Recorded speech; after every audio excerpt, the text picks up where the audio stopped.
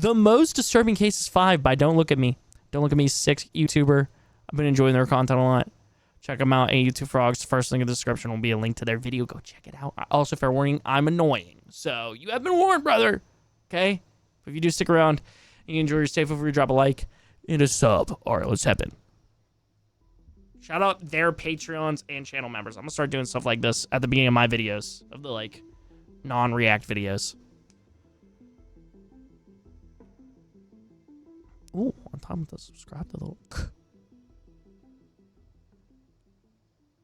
The first case we will be taking a look at today involves a man from Thailand named Apichai Ongwisit. Apichai was born into a family with a dark and violent history. His father, Chalamchai Ongwisit, was a notorious man in Bangkok, convicted in 1983 for the brutal murder of a 15-year-old girl named Nuan Prang Bunag. Chalamchai's crime was completely senseless. He killed and dismembered the girl simply because she had tapped on a fish tank at his market, allegedly distressing the fish. His crime and subsequent imprisonment gave his family an unsavory reputation, largely fueled by fear. Despite his father's notoriety, Apichai grew up very comfortably, inheriting significant wealth from his family's business ventures. The family owned a profitable market in Bangkok, which provided a substantial income and a bit of respect from the local community. But as we know, the Ongwisit household has— Bro, he's not giving us time to think. He's like, yo, dude, I got 14 cases I gotta get into 17 minutes. I ain't got time for you to even think about what's going on. Here are the facts. Straight to you, hot and ready, baby. Open your mouth. Some violent tendencies. From a young age, Apichai exhibited troubling behavior. Those who knew him described him as a disturbed individual with a fondness for violence. He was known to have a volatile temper and a controlling nature, traits that would later manifest in his crimes. Apichai's early brushes with the law included charges of substance abuse and illegal possession of firearms. As an adult, he took over the family's nightclub business in Bangkok. The nightclub became a notorious location, attracting a seedy clientele and becoming a hotbed for illegal activities. CD. Chat, y'all rock with CDs or what? Including substance dealing and human trafficking. It was within this environment that Apichai's sadistic tendencies flourished. He used his position and wealth to exert control over vulnerable individuals, My type of hairline. particularly young women, whom he lured to his property under various pretenses. And I want to emphasize Apichai's family dynamics. His father's crime and the subsequent social stigma that it came with likely had a profound impact on his psyche. Oh, this is his son? The son is getting freaky now too? Despite their wealth, the family lived under Chalamchai's brutal reputation. If you mix this legacy of violence with Apichai's own psychological issues, you get a toxic combination that leads to nowhere but more suffering. Moreover, Do not let this dude donate his sperm, bro. violence being a known factor in getting people to listen normalized that behavior for Apichai. The lack of positive role models and the presence of criminal elements in his immediate environment likely contributed to his development into a sadistic criminal. Apichai exhibited characteristics typical of many serial killers: a lack of empathy, a need for control, and a propensity for violence. During adulthood, Apichai's psychological state continued to deteriorate. The thrill of violence and the power it gave him became an addiction. Psychologists believe that similar individuals who derive pleasure from inflicting pain often escalate their behaviors over time. The initial acts of violence become insufficient, leading to more extreme and sadistic actions. In Apichai's case, this escalation took form in the construction of metal caskets designed to imprison and torture his victims. The use of these caskets would go on to become a signature aspect of his crimes. What? The discovery of Apichai's crimes started with a missing woman named Waranthorn Chayachet. In late 2019, her family reported her missing, and suspicions quickly fell on Apichai, who was— They made it to make men come faster so they get more people in and out? Did you see the sperm banks that have the machines make it feel like Yo. Do I have you on BNet? No, what? Oh, BattleNet. Oh, I think you do. Yeah. I'm off topic, but these reactions been depressing as fuck, so I need to talk about the pussy machines. Josh, this video gets cooked, okay, unsuitable for ads, and then it does like 2,000 views, you owe me like at least $3, pal, okay? You owe me another 20,000 chat messages, okay? Was actually dating the woman at the time. Warren Thorne's family and friends had grown increasingly concerned after she failed to make contact for several days. Their concern was compounded by rumors of Apichai's violent behavior and his controlling nature. In January 2020, police obtained a search warrant for his property in Bangkok. The initial search focused on locating Thorne, but what the authorities found was far more horrifying than they had anticipated. In a shallow grave on the property, they discovered Thorne's body. Her remains were identified by a distinctive fish tattoo on her back. This discovery set off a chain of events revealing the full extent of Apichai's depravity. As the investigation continued, police uncovered more evidence of his crimes. A particularly chilling discovery was made in a pond on his property, where divers found hundreds of human bones. What? These bones were believed to belong to multiple young women who had gone missing over the years. There were also flesh-eating fish in that pond, which made the scene all the more disturbing. It was clear that the pond was used to dispose of Apichai's victims' bodies. Further searches of the property uncovered metal caskets, which Apichai had used to imprison and torture his victims. These caskets were found in various states of disrepair, some with clear signs of having been used to hold human bodies. The investigation also revealed that Apichai had constructed elaborate systems to conceal his crimes. This included secret compartments, hidden rooms, and other sophisticated means of disposing of bodies. Officials determined that the crimes committed were backed by strict and meticulous planning. Apichai typically targeted young, vulnerable women, often luring them to his property with promises of money or a better life. Once they were in his control, he would imprison them, subjecting them to horrific abuse and torture before eventually killing them. Thorne was a perfect target. Her upbringing was pretty normal amongst many of the young women growing up in Thailand. Sorry, dude, I made that happy face, not because they were like, yeah, she's dead. I made it because Sermon said, react harder, Madge. Dark Viper AU watching an Asmongold video. React harder!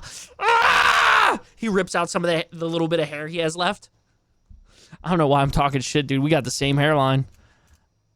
In her early 20s, she moved to Bangkok in search of better opportunities. Bro, why does it have to be called Bangkok, dude? Every time I let a little out, dude. He's talking about real fucked up stuff, and I'm just sitting here like, Bangkok? Bang it off of what? They're like, yeah, they discovered 27 bodies in his home in Bangkok. I'm like, yo, what? Still don't know how dude pulled a woman that's like 11 out of 10. It's crazy. Dude, I was about to say, what do we think, like, do we think he, like, promised her money and wealth, or do we think he just, like, really played up the bad boy type and she had, like, mad daddy issues? Like, how did this dynamic work here? You're not a sadistic killer, Chris, even though you got the same hairline. I think you get a pass. Oh, thank you. Oh, he 100%, he said he owns Apple? There's no way she would take him otherwise. He said, hey, babe, I got 10K hours in GTA. Oh, you're talking about, I thought you were talking about this girl in the Psycho Killer. I thought, okay. Okay, you're talking about Dark Viper AU. Okay, word. Opportunities. Like many young women from rural areas, she found work in the city's nightlife industry, becoming a bar girl. This job, while often stigmatized, provided her with a way to earn a living and send money back to her family. Oh, wait, he just explained it. Sorry, I was still reading chat. Let me rewind a little bit here. Let me get the full lore. I'm so sorry, YouTube chatters. Or YouTube watchers. Amongst many of the young women growing up in Thailand. In her early 20s, she moved to Bangkok in search of better opportunities. Like many young women from rural areas, she found work in the city's nightlife industry, becoming a bar girl. Oh. This job, while often stigmatized, provided her with a way to earn a living and send money back to her family. She faced many hardships during her time there, but nevertheless, she was able to build out a life for herself in the city. That's when her path crossed with Apichai, and the two started dating. To Thorne and others, he appeared charming and rich, someone who could provide stability and security. However, this relationship would soon turn into a nightmare. I can't believe... Dude, chat. You guys are going goblin mode, bro. There's this horrible case going on here talking about, oh yeah, this person was abused. And I just look over and I see Josh go, I had a teacher in 6th grade named Hancock. Chris would fucking lose it in that class. Like, how am I not supposed to laugh at that? Initially, the relationship seemed like a step in the right direction for Warenthorn. However, as the relationship progressed, Apichai's controlling and violent tendencies started to surface. He gradually isolated Warenthorn from her friends and family, exerting more control over her life. Key testimonies from witnesses played a key role in the investigation. One of the most important witnesses was Apichai's former security guard. This guard was facing unrelated substance charges, and in return for a more lenient sentence, he revealed Apichai's sadistic actions. He described how he would beat his victims with iron bars, bind their limbs, and force them into metal caskets where they would remain for hours or even days. The guard's testimony corroborated the physical evidence found on the property and provided insights into Apichai's methods and the extent of his crimes. Other witnesses, including former employees and acquaintances, who also came forward with information about Apichai's behavior and activities. On January 18, 2020, Apichai Ongwisit was formally arrested. The arrest was based on the evidence gathered from the search of his property and the testimonies of witnesses. He was initially charged with the murder of Warenthorn Chayachet, unlawful detention, and concealment of a body. Additional charges were expected as the investigation progressed and more evidence was uncovered. Following the arrest, the investigation expanded to include a thorough examination of his business operations and personal connections. The police suspected that Apichai might have had accomplices or that his nightclub could have been a front for others. I know this is a horrible time to say this, right? Talking about all the horrible shit that he's done. Does this not kind of look like foreskin police to y'all? Chris, have you ever heard of the 33 Days in Hell case? Other illegal activities such as human trafficking or substance distribution. Investigators interviewed employees and patrons of Apichai's nightclub, gathering information about his interactions and activities. They also scrutinized financial records, looking for any transactions that could indicate payments to accomplices or the purchase of materials used in the commission of his crimes. In January 2021, Apichai was convicted of multiple charges. The Thonburi Criminal Court sentenced him to life imprisonment. Additionally, he was ordered to pay significant financial compensation to the families of his victims.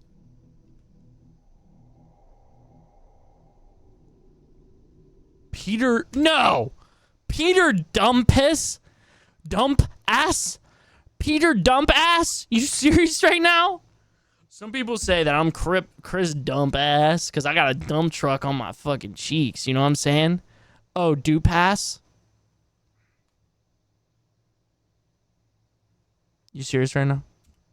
Peter Dupas is one of the most notorious serial killers in Australian history, with his crimes spanning over 3 decades. He was born into an average family in Sydney, New South Wales, on July 6, 1953. Despite the seemingly normal suburban environment, Peter's early life showed signs of underlying psychological issues that would later manifest in violent criminal behavior. Details about his family life and childhood are sparse, but it is clear that by the time he reached adolescence, Peter was already exhibiting disturbing tendencies. Peter's first recorded crime occurred in 1968 when he was just 15 years old. He attacked a female neighbor with a knife. The attack was unprovoked, which is obviously alarming for someone so young. This early act of violence led to his first brush with the law and set him on a path of repeated criminal behavior. Throughout the 1970s and 1980s, his criminal activities escalated. Oh man, I love you. I didn't even fucking clip that. That's what's fucked, dude. I didn't even hit the little clip button from that. What the hell? He was repeatedly arrested and imprisoned for various offenses, including rape and assault. Each time he was released from prison, he quickly reoffended. It was clear that this pattern of behavior was not going to stop. For whatever reason, the judicial system struggled to manage Peter, which would get them a lot of backlash from the public. His attacks were characterized by extreme... Dude, if this is your mugshot, dude, yeah, they need to keep you locked up. I'll just remember, I love you too, King. Did I say that already? My bad, dude, if I did. I'm kind of all over the place. I was checking my messages, bro. My bad, dude. I'm all over the place.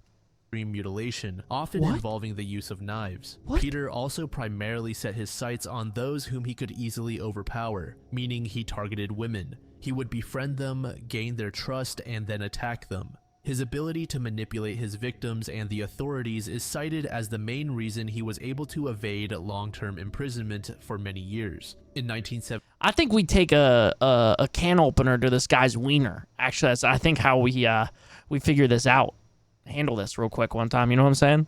1974, Peter was convicted of his first sexual assault. He had lured a woman to a secluded area under the pretext of needing help and then attacked her. This conviction resulted in a relatively short prison sentence, and upon his release, Peter quickly resumed his crimes. Throughout the 1980s, he was convicted multiple times for sexual assaults, each time receiving prison sentences that failed to deter his behavior. In 1992, Peter was convicted of raping a woman in Melbourne, and while his previous crimes have all been very graphic, it was this attack that really set the tone for what's to come. Despite this conviction, Peter served only a few years in prison before being released again, highlighting the inadequacies of the system in dealing with repeat offenders. Yeah. Fast forward to 1999. Bro, listen, I'm all for what's it called?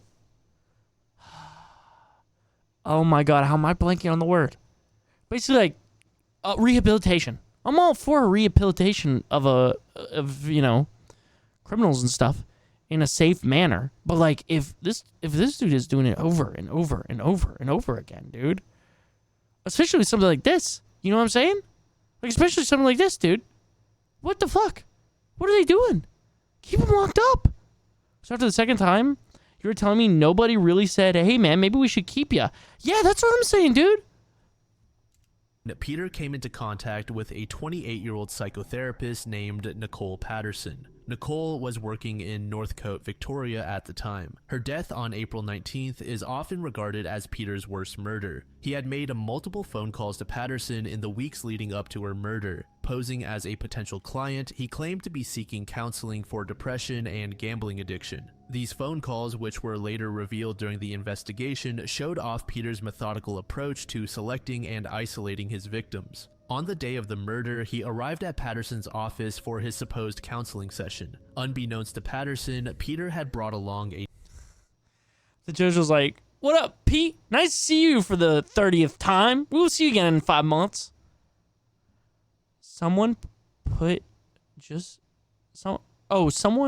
People just don't need to be out. You steal from a store a couple times. Maybe you beat up someone. Sure, give them a couple years and let them go. Bro attacks women every time he gets out. Leave him in jail. Yeah, absolutely. Oh, you meant some people. Yeah.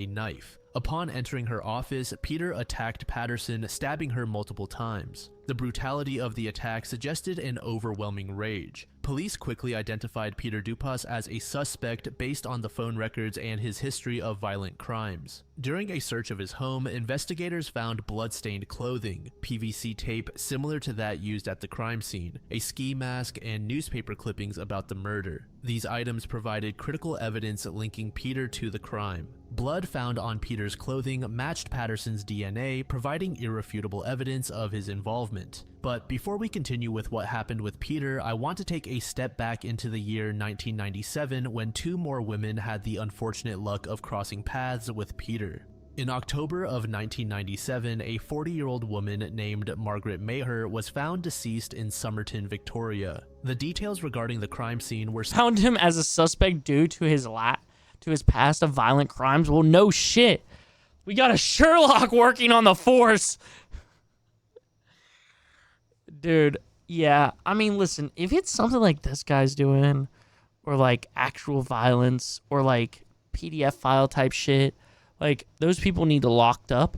But, basically clarify my previous point. I can already feel YouTube commenters being like, you're an idiot. Okay. But if it's like drug use related, like Chucky said, you like beat someone up one time, you stole some shit. Like, hell yeah, let's get some rehabilitation type shit going on here. You know what I'm saying? Let's get these people back living a life, But not deviants like this dude. Fuck that. He did it for a second time and served a few years.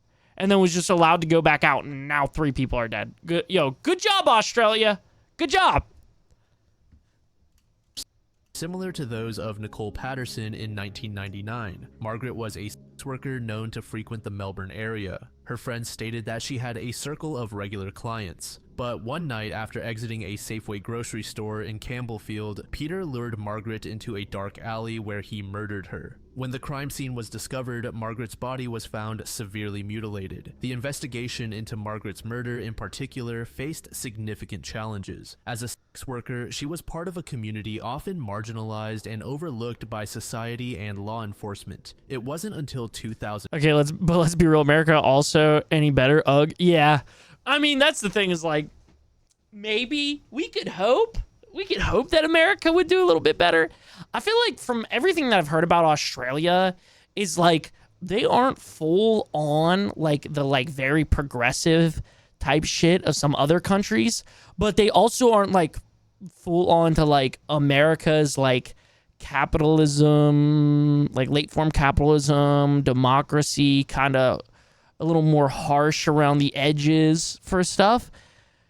So, I mean, I don't know.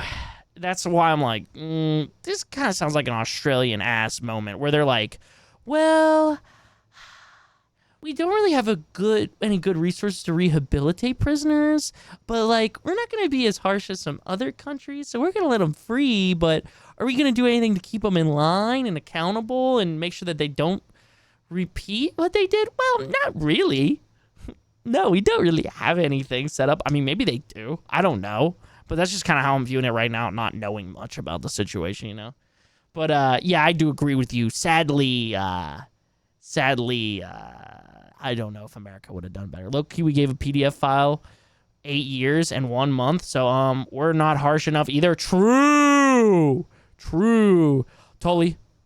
Sleep well. Have an amazing day tomorrow. Thanks for hanging as always, homie. You're a fucking real one. 2004 that advancements in forensic technology were able to link her murder to Peter. Then in November of 1997, a 25-year-old woman named Mersina Halvages was also murdered during a visit to her grandmother's grave in Faulkner Cemetery, Melbourne. Halvages' body was discovered near her grandmother's grave, surrounded by evidence of a violent struggle. She had been stabbed multiple times in the chest and abdomen, with wounds suggesting a frenzied attack. Officials were able to gather DNA evidence from the crime scene, but just like with Margaret's murder, Peter wasn't linked until 2004. Now, back to Nicole's murder. Peter ultimately received a life sentence without the possibility of parole for Nicole's murder. This sentence was given to him in August of 2000. The judge who issued this mentioned the hopelessness of Peter's rehabilitation and his complete lack of remorse. But honestly, Peter should have gotten a much harsher punishment much sooner. If that had happened, so many lives could have been saved. The trial for Margaret's good. Thank God. Finally, the judge used his fucking brain. Murder wasn't held until the year 2004. In this trial, Peter received another life sentence. Then, the trial for Mersina's murder was held in the year 2007, where he got yet another life sentence. Back in the year 2001, Peter attempted to appeal his conviction, arguing that the evidence was insufficient to support a guilty verdict. But the shocking, or maybe not so shocking thing is, Peter may actually be responsible for many more murders that have not yet been tied to him. Many investigators and members of the public are confident that there are more deceased women who met their ends at Peter's hands. A couple of the people Peter may have murdered include Helen McMahon and Renita Brunton. Helen was a 47-year-old woman who was found beaten to death in February of 1985. According to witnesses, she was sunbathing topless when a man just leaped on top of her and took her life. When authorities arrived at the crime scene, Helen's body was left completely nude. The location where Helen was murdered was nearby a beach in Blairgowrie where Peter had raped a 21-year-old woman earlier. Peter served time for that crime but was released. In fact, he was on pre-release around the time when Helen was murdered. Officials initially believed that Peter was still in prison, so he couldn't have killed Helen. But once that pre-release detail was discovered, Peter was added to the list of suspects. As for Renita, she was murdered in the kitchen of a clothing store at a mall in Sunbury, Victoria in 1993. Renita was stabbed over 100 times. As recent as 2017 to 2018, Peter was confirmed to be tied to additional murders. For example, there was the murder of an elderly woman named Kathleen Downs. In December of 1997, 95-year-old Kathleen Downs was stabbed to death in a nursing home in Brunswick. Officials discovered that Peter had actually called the nursing home a little while before Kathleen's death. And here is just one more detail I found after finishing the research for this case. Back in the 80s, when Peter was being held at Pentridge Prison in Melbourne, he formed a romantic relationship with a nurse working at the prison. Her name was Grace McConnell, and she was about 15 years older than Peter. Then in 1987, Peter and Grace actually got married while Peter was still serving time. In a trial held for Peter in 2007, Grace was brought in to share some information about what kind of person Peter was. She was quoted saying, "He insisted that he was in love with me. He said that with my help, he could come out of himself and become a normal person. I agreed to marry him, not out of love for this man, but from a sense of responsibility to helping him become a useful member of the community. In my mind, our relationship was mother and son. Our sex life was very basic. I would go along with it out of a sense of responsibility. It got to the stage where I could not bear him touching me." She added that Peter was self-obsessed, lazy, dependent, and an overall asshole. And that comment about how she felt like this was a mother and son relationship but still had sex with him was so weird. Obviously, I know that she didn't mean it in a literal sense, but still, why would you say something like that? Ugh. Ugh.